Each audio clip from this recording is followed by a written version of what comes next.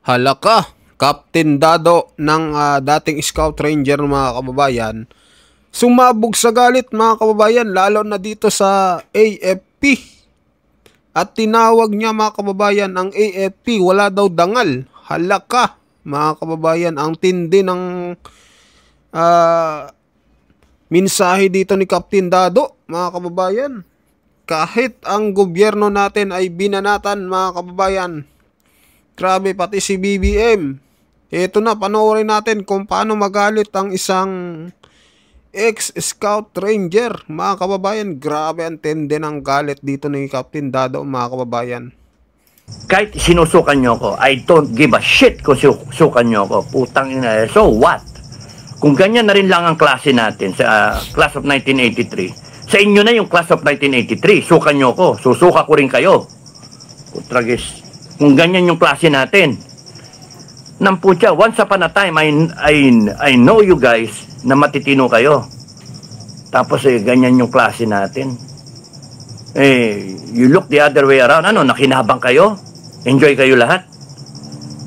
You go ahead, you disown me. Anyway, you already started it na nagkaroon kayo ng manifesto na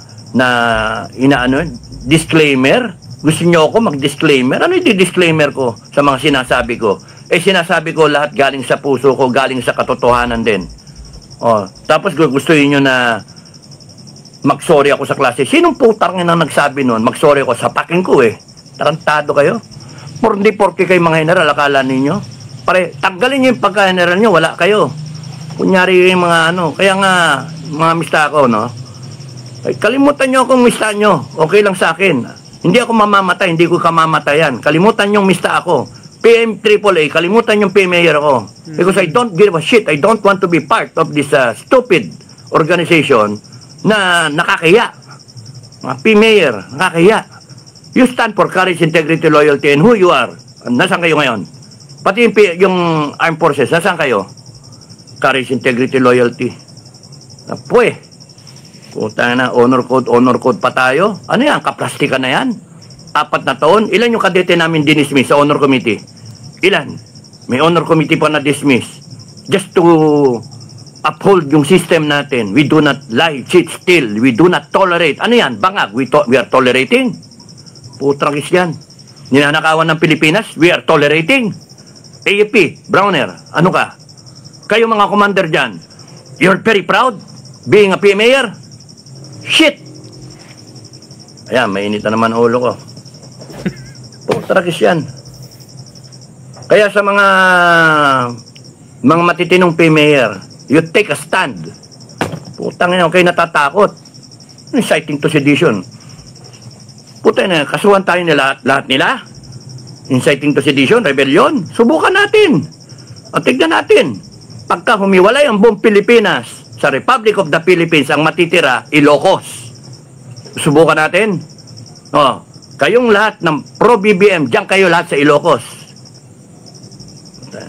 Bakuran namin yan Putragis, lahat kayo, bakuran namin Puta. Sige, diyan kayo. Kala ninyo ganyan simple-simple yan? You take a stand there in Ilocos. Sige, go ahead, you take a stand. Nakala nyo, lulusubin namin kayo. We will not waste lives. We will not waste lives. We will not waste our army. We will not waste our forces para papuntis. Bombahin kayo dyan. Hindi. Sayang. Yung mga kagaya nyo, you grow of old age. You become the president of Ilocos forever and ever. Pati dynasty na. You be there like a king and queen. Kayo, magkasawa. We don't care. We don't give a damn. You stand up there. Doon kayo. We will recover as a country. Republic of Mindanao, Vismin, whatever, the rest of Luzon. And then kayo, doon kayo. Republic of Ilocos. Yun na lang. We can do that. Para lang iwasan tong gulo na to. Armed forces, lahat kayo, punta kayo doon. Doon kayo. Diyan kayo humingi na sweldo. Total, may container ban siyang dala. Pagka naubos yan, good luck sa inyo. Good luck sa inyo. Ay, may dala siyang ginto. Sige, go ahead. Pagka naubos yan, good luck din sa inyo. Kala ninyo, forever kayo may supply ng pera dyan? Tarantado kayo. Nasa amin yung supply ng pera. Nasa Mindanao, nasa Visayas. Pagkain nasa amin. Anong gagawin nyo dyan? That's one way of resolving this. You take a stand there, go ahead. We will not attack you. We will not waste time attacking you. We will declare our government, our new government, we will declare a new Philippines dito. The rest of Luzon, the rest of the Philippines, Visayas, Mindanao. Ang matitira, Ilocos. Go ahead, you take a stand there. Sino tinakot nyo? Tarantado kayo? Matapos nyo i-plunder ang Pilipinas, matapos nyo ibabagsak yung ekonomiya natin, tapos ganyan kayo? Kayo pa magmamalaki. Kayo na nga yung bangag eh. Kayo na nga yung nagnakaw, kayo na nga yung nag-abuso. Tapos sige kayo, sip-sip buto kayo. Go ahead, you defend the president. You defend your commander-in-chief who is a drug addict. Ay, maputragis kayo, sasabihin nyo pa, nagsisinungaling si Amy. Marunong pa kayo sa kapatid, mga gago. Sabi ko sa inyo eh, kami nga, alam namin na may drug addict sa pamilya eh. Alam namin, so ano eh, kahihiyan yun, kahihiyan. Ayaw na ayaw mong aaminin yon. Pero Amy Marcos inamin yon in public. Why? Because she thinks it is very important na sabihin na so that mapilitang bumaba ang kapatid niya. Why? Because it's too much damage already sa brain niya at sa Pilipinas, sa lahat ng Pilipino. That's the reason why we need ng Amy. At kung nararamdaman niyo yung bigat sa kalooban niya, kulang na lang dyan, depression yan eh, breakdown eh, nervous breakdown eh. Because what she did was for the country, was for the Filipino people, not political survival, not political survival. Na, she's trying to save herself. No, pwede pa, she's trying to save the Marcos name because she is a Marcos. Pero yung pag-iisipan pa na ibang Pilipino na pumapil ang Amy, gusto lang mag-survive, gusto lang no. She did it for country. She did it for the Filipino people. And you better be happy that she did it. Because right now, ang mga Pilipino, lahat ng mga naniniwala doon kay Amy, natutuwa at sinabi niya yon. You better be happy that she did it. Hindi yung kinukutya pa ng ibang Pilipino. Anong klaseng mga Pilipino? Kaya nga, we deserve this. We are a country divided. We deserve this. Magkako Pilipino eh, walang kakwenta-kwenta. Kaya lahat kayong mga latak, diyan kayo lahat sa Luzon, diyan sa Ilocos. Diyan na kayo. Sama-sama na kayo. You will have a civil war there. I'm sure of it. You will have a civil war. Kasi maraming tao din diyan na ayaw sa iyo. BBM, ayaw sa iyo. Kaya you will be plagued with a lot of sedition, rebellion there. Diyan, mga riot rally diyan. Hindi kayo matatahimik. Pero kung ikaw lumipad ka dyan at pumunta ka sa ibang parte ng Pilipinas, we will shoot you down. Putang na hayop ka, hindi ka namin papayagan. Ang lalakas ng loob ninyo, nagnakaw na kayo, tapos ganyan pa kayo. At ang armed forces ninyo armed forces ni Bongbong, no, AFP, armed forces ng mga politiko. Armed forces ng mga pangit. Ay, nako. One solution is bahala kayo sa buhay nyo. Diyan na kayo. Sige, hold out kayo dyan. Kahit pinlander nyo pa, sinimut nyo laman ng Central Bank. Kahit simutin niya, patigin to. Pumutaragis kayo. We will find the time when we will attack you. We will find the time. Dito muna kami magpo-focus sa bagong Pilipinas. Pumunta na yung ginawa ninyo. Nilaspag ninyo lahat ng institusyon. Binaboy nyo lahat. Pinairal ninyo yung kawalangyaan. Walang dangal, walang moral values. Tapos itong mga tao na kumakampi sa inyo, kung mag-post pa sa SOCMED, sa Facebook, akala mo nga titino ninyo. Mga putragis kayo. Mga animal kayo. Sige, disband nyo. Iyan nyo ako. I-disown nyo ako. PMA Class of 1983. Okay lang. Okay lang sa akin. Sukan nyo ako. Okay lang. Pero sa langit, isusuka kayo. Mga putya kayo, mga pastor-pastor pa yung iba dyan. Yung mga iba dyan kung nagsisimba pa kayo linggo-linggo, mga animal kayo. Kakaya kayo. Mga plastic kayo. Tangina, sayang yung mga rangko ninyo. Tumatanggap kayo ng sweldo. Diyan kayo tumanggap kay BBM, ha? Yung pension nyo. Diyan. Pagkadating namin, pagkabuong Pilipinas humiwalay na, wala na kayong pension dito sa amin. Kala ninyo? Sige, depend nyo pa yan. Diyan kayo, diyan nyo gusto eh. Kala ninyo, we can resolve this na ng matahimik, walang patayan. Pwede, gusto nyo patayan, pwede rin. Patayan, matira matibay, kung lumipad. Kung umalis, paano na? Umalis. Kung pumunta sa Amerika, paano? Hindi, may mga namatay. Hayaan nyo siya. Defend himself there. We will not attack him. We will not. Bahala ka, mag-rule ka dyan hanggang sa the rest of your biological life. Bahala ka. Pero wag kang makasampa-sampa kahit sa parte ng Pilipinas. Kasi wanted ka eh. No? Wanted ka. The moment ka na ikaw ang mapupunta sa ICC, punta na rin ka. Crimes against humanity yung ginawa ninyo, mga animal kayo. Lahat kayo. Complicit kayong lahat. May listahan na lumalabas ngayon sa Facebook eh. No? Kung ilan yon, dami nun. Lahat kayo eh. Surrender namin kayo sa ICC eh. Initial list pa lang yun. 51? 51, initial list. Imagine. Crimes against humanity. The Filipino people, 120 million.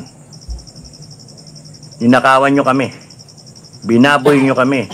Tapos ang lalakas pa ng loob ninyo, dedepensa kayo dyan sa Ilocos? Sige. Go ahead. Sino tinakot nyo? Iniiwan nyo ngayon yung Malacanang, hugas kamay kayo ngayon dyan. Tapos nun, si Ralph Recto, iiwan nyo dyan? Anong gagawin nyo kay Ralph Recto? Lulusubin siya? Palisin namin siya dyan. Ayan ang papalisin namin siya dyan because hindi na siya, persona ng grata siya sa bagong bansa. Ang gusto nyo ganun mangyari? Gusto nyo, dinataboy nyo ang Pilipino para mag-level up eh. Peaceful rally lang ang Pilipino. Peaceful rally lang ang Pilipino. Kaya, ayaw na namin ng gulo. No? Ako sana, okay sa akin yung okay sa akin yung banata na tayo. Total, kakasuhan nyo kami. Sige, kasuhan nyo na ako. Kasuhan nyo na ako. DILG. Yung magkakapatid. Hindi naman ako sa gobyerno tatrabaho. Kasuhan nyo ako, DOJ. Kasuhan nyo ulit ako. Inciting to sedition, rebellion. Kasuhan nyo na ako. The moment nakatanggap ako ng kaso, I'm telling you, I will stand up and fight you to the death. Subukan nyo, putang ina ninyo, akala nyo natatakot ako sa inyo? Hindi ako natatakot. Nang tanong, natatakot ba ang taong bayan sa inyo? Hindi. Kasi pagka nakakita ang taong bayan na matapang, nalalaban ng patayan, tatapang ang taong bayan. At tignan ko yung tapang ninyo mga putang ina nyo. Sorry mga PI kayo. Tarantado kayo. Kayo, handa kayo mamatay? Handa kayo? Kami, nakarami na kami ng buhay. Ang dami namin. Kaya hinihingi ko sa mga tauhan ko, isang buhay pa. Isang buhay pa i-contribute natin. Total, mamamatay din naman tayo of old age, yung mga sakit-sakit na yan. May diabetic na nga kaming mga kasama, may sakit sa puso. Ako, may sakit ako sa puso. Kulang ako sa pagmamahal eh. Sakit sa puso. Sakit sa puso, oo. Dahil magalit sa akin. May sakit sa puso. Yung iba dyan, may sakit sa atay, may sakit sa, sa bato. Dami na sakit-sakit, may rayuma. Sir, sorry sir, hindi ako makatid ng meeting ha. Bakit? Sir, yung dalawang tuhod ko namamaga. Paano ka lalaban? Sir, hold the line. Nakatayo na lang ako, sir. Ratatatat. Sige. Mag-upa na tayo kung gusto nyo. Pwedeng ganun. So, dalawa, Pwede tayong mag-upakan na marami nagsasabi, wag. Ay ngayon, kung yung sasabi kayong wag, ano ngayon gagawin? We will continue on like this till 2028. They will continue to plunder the country. Mag-isip kayo. Hindi yung pagkasa sinabi kayong mga leader, sasabihin yung peaceful tayo. Peaceful. Ayaw nga ng armed forces eh. Kampi nga sa kanya. Bangag din ng armed forces, oh. Is there a way na yung armed forces, pumunta na sa taong bayan? Meron. Ang kaso nga, you have to level up. You have to come out na hindi lang peaceful rally. You have to level up, mga kababayan. Yun yung tinatawag na rebellion. O, kasuhan na lahat na maglalabas sa kalsada, na armado. Kasuhan nyo, subukan nyo. Subukan nyo, sino magdadala ng kaso sa amin? Baka malasin. Kanino ipapahatid yung kaso? I-mail ninyo? Galit ang tao. Yun ang, putang ina, sorry kayong mga nasa gobyerno.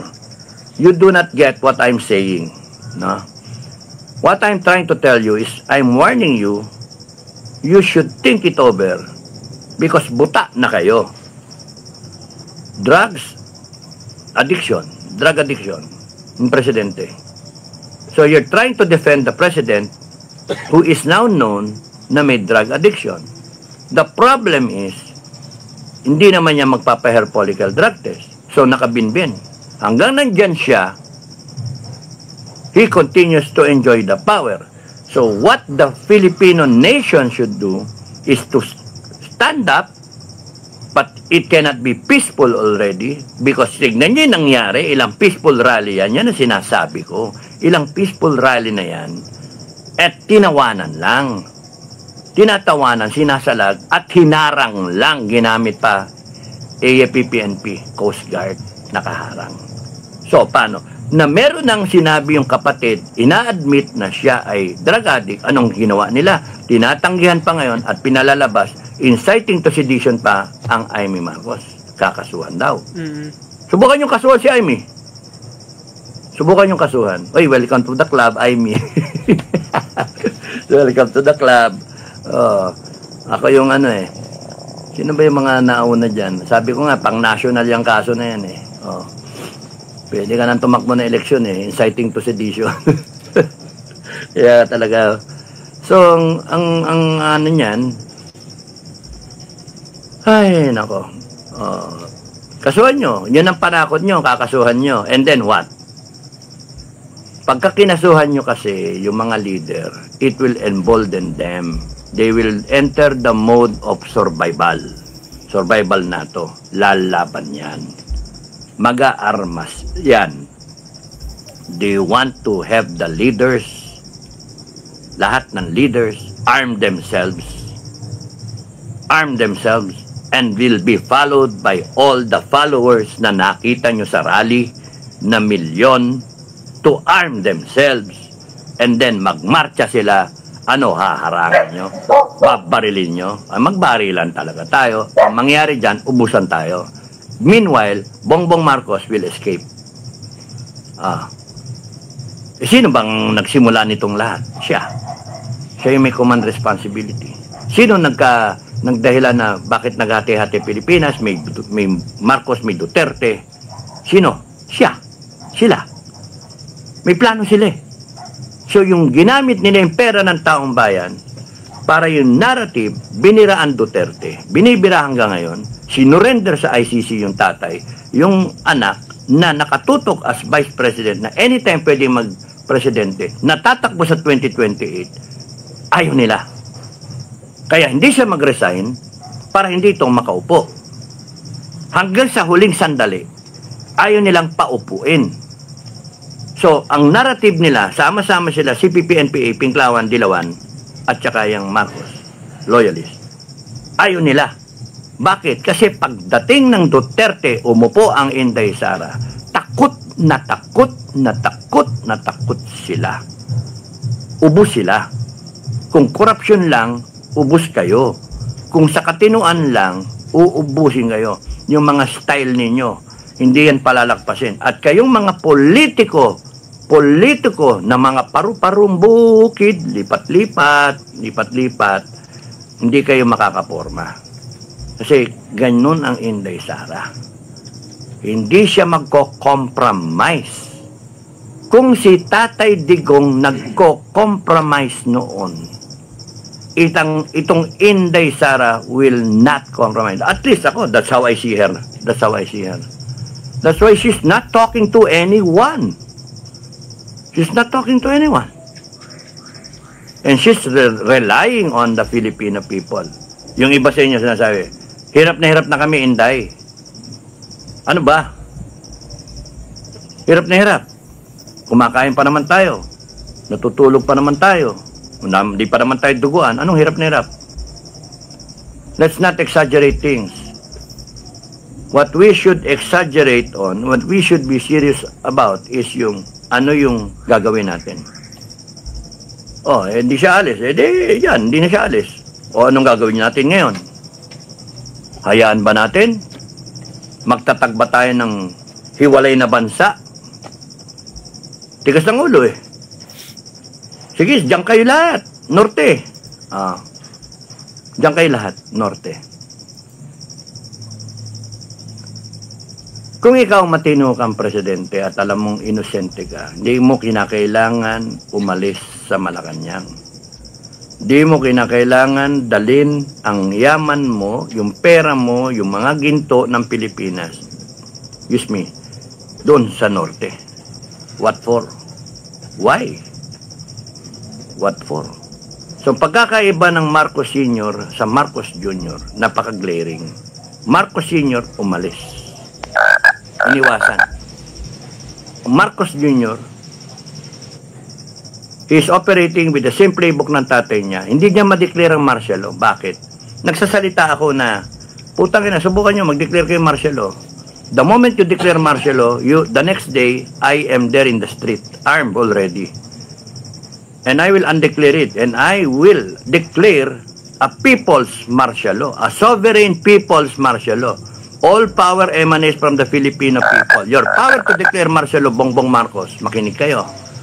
Not kayo, Congress, Supreme Court, at saka military men, AFP, PNP. The power, all power came from the Filipino people. Kami hinati namin. Hinati namin judiciary, executive, legislative. Hinati namin. Why? Purposely, checks and balance. Pero kami, buong buo, alam ka naman, hatiin namin sarili namin. Hindi, buong buo yung power. And anytime, we can declare a people's martial law. Never before done in the history of this country. And I, kati ako, na ako will go down in history to declare it. Buti nga, cool pa ako. Cool na cool. Because the moment I declare a people's martial law, I will lead the people to finish this.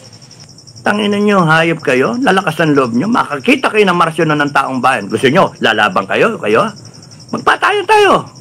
Mas marami ang matitinong Pilipino kaysa sa mga tarantadong Pilipino. Maganda nga, maubos kayo eh. Kung taragis kayo, maganda, maubos kayo para wala na kami problema na maggera-gera tayo. Sinong tinakot nyo? Kaya nga, people's martial law, every Filipino na susunod sa akin, makinig kayo, lahat ng taong susunod sa akin, who will come out na armed, kagaya ko, nung kasama ko, will arm themselves, sino nga harang sa amin? Sino? And they will all be deputized, Luzon, Visayas, and Mindanao, to capture all these plunderers and whoever, hanggang sa troll, whoever is complicit to this nightmare na iniiwanan ninyo sa Pilipinas. We will catch you. Kahit a farmer, a fisherman, a grab driver, a jeepney driver, tricycle, pedicab, etc., a housewife with her rolling pin o kitchen knife, butcher's knife, yung mga matador dyan, anyone with their weapon will catch you. Sabihin nyo, mob. Hindi mob. Filipino people rising up against tyranny. Putangin na nyo. Against tyranny. Anong ginawa nyo ba sa Pilipinas? Galit na galit kami. Kaya kung pinaabot nyo yan dyan, di ako natatakot sa rebellion. Hindi ba't ako bibitin nyo ko dahil sa rebellion? No, kayo mabibitin. Hindi ako. I'm declaring martial law. Sasabihin nyo, sisiraan ako ng bait. Sige, kayo mga troll. Subukan natin. Subukan natin. You create the situation that hindi ko na mapipigilan yung sarili ko. I go down sa kalsada, punta ko sa kalsada, mag-declare ako doon. May dadating dyan, 100, 1,000, 10,000, 50, 100,000, maya-maya na, milyon na yan. Armado lahat. Iaharang nyo ngayon yung PNP. Tatanungin lang namin PNP, saan kayo kakampi? Sa taong bayan ba kayo? O sa putang inang mga tarantadong magnanakaw na ito? Gusto namin nasagot. Kasi sasamain kayo. Pagka hindi nyo nasagot na para kayo sa taong bayan, kalaban kayo. Pero magsuot kayo ng puti, na white ribbon, and then, boom, sumama kayo sa amin. Ganun kasimple. Then malalaman na natin kung sino talaga ang kakampi ng taong bayan. Sino talaga dito ang mga tarantado? Sino dito ang dapat sweldohan natin? We will create our new armed forces, our new PNP. We will reform everything. It's gonna be a revolutionary government. And I have no thinking na to take that power, etc. May mga nagsasuggest na dapat grupo tayo. Tapos only to find out na kayo, may interest kayo. The Filipino people will follow me and I will make sure na there will be transition. Ang successor is Inday Sara. Inaayos ko lang to na para lumagay tayo sa katarantaduhan kasi itong ginawa sa atin eh. And putay na binaboy talaga tayo eh. Kayo na nga mga mali dyan, kayo pa yung masisiba dyan eh. Tapos babaliktarin nyo pa, kami pa yung rebelde, tangina ninyo. Patangina nyo, hayop kayo ha, talaga. Kayong mga sekretary, ha? Ang tatapang ninyo, putragis kayo. Ang tatapang nyo, kala ninyo, lumabang kayo, maglabanan tayo. Ang tatapang ninyo, kala ninyo, nandyan lang kayo dahil sa amin. You got your power from the Filipino people. You put that in your head. Hindi kayo dapat mag-aasta na kala ninyong wala kayong katapusan. Hayop kayo. That's why papatayin nyo ako. Okay lang. Lalaban ako. Subukan nyo. Baka mamaya yung papatay sa akin, maging kakampi ko. Ha? Yung papadala nyo sa akin, siguraduhin yung kasama nyo. Kakampi nyo. Baka mamaya, gaganong-ganon lang yun. Baka nakarap ko, sumaludong ganyan. Sir, idol kayo, sir. Idol ka namin, sir. Subukan ninyo. Padala ninyo yung mga sundalo ninyo na talagang papatayin ako. Alam nyo, nasa katuwiran tayo mga kababayan. Nasa katuwiran tayo. Kakampi natin ang langit. Kaya hindi tayo dapat natatakot sa mga animal na yan. Yung mga yan, demonyo yung mga yan eh. Hindi dapat tayo natatakot sa mga ganyan. Tangin ng mga yan. We will be protected by God. No matter what. And it has been proven in the Bible ever since. Lahat. In time. Mula kay Adam and Eve, mula ng hanggang sa ngayon. When God looks at you as His subject, as His people, God protects you no matter what. Against the odds, He will protect you. You imagine, He can divide, with His hands He can divide the Red Sea so that the Israelites can pass by. He can tear down Sodom and Gomorrah para lang parusahan niya mga puta na mga walang yan na yan. He can defeat armies, hundreds of thousands of armies, 300 Israelites. Imagine 300. Gideon, 300 lang. Pinauwi nga eh. 35,000 ba yun kanya against 150,000. Pinauwi pa ng Diyos yung iba. Nag-iwan siya 10,000. Sabi pa ni God, marami naman masyado yan. Pinatidahan pa eh. 300 lang lumaban. Patay lahat yun, 150,000. Putra, sanip ang galing eh. Ganon din yung kay Solomon. They were already defeated. But yung yung kay Constantine, ganon din. Emperor Rome. Ang daming mga instances na sa not only in the Bible, but in recent history. World War I, World War II, Vietnam, all these conflict areas. Mga stories na miracle talaga. Once God selects you, hears you praying, He will protect you. He will send 1,000 angels to guard you. Kaya nga, hindi kayo dapat natatakot mga kababayan. Kahit sino. So yun mga kababayan, ano masasabi nyo po dito sa pahayag ni Captain Dado? Grabe itong kanyang mensahe sa mga korap at may mensahe din sa Armed Forces of the Philippines at sa kanyang mga kabatch sa PMA na dati niyang pinag-aralan mga kababayan. So mag-comment kayo kung anong masasabi nyo dito sa kanyang banat at sa kanyang pahayag So mag-comment kayo, mag-like at nabanggit niya din na baka daw anong tawag yun, yung mag-declare daw ng People's Martial Law mga kababayan. So mangyayari kaya yon? So mag-comment kayo, mag-like at mag-subscribe. At sa mga bagong pasok dyan, pa-subscribe po ng ating channel. Maraming salamat po.